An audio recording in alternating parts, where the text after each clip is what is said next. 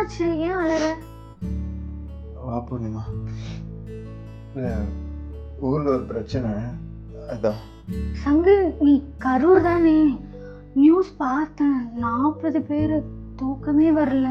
அது 40 பேர்ல என் ஃப்ரெண்டு ஒருத்தன். என்ன சங்கு சொல்ற?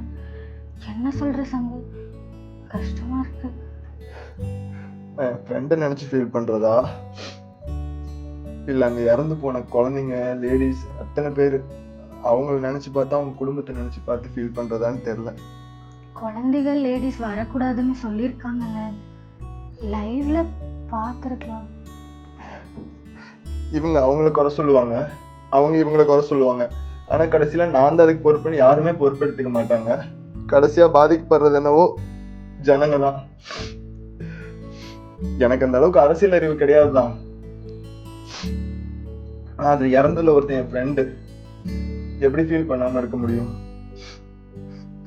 ஒரே நைட்ல கரூர் தலைகீழா மாறிடுச்சு. இப்ப என் ஃப்ரெண்டோட அப்பா அம்மாக்கு நான் அவங்களை பார்க்கும்போது என்ன பேசுவேன்னு எனக்கு தெரியல.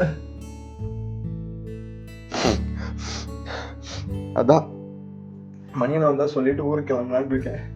நீ ஊருக்கு போ சங்கு, கடையை நான் பாத்துக்கிறேன்.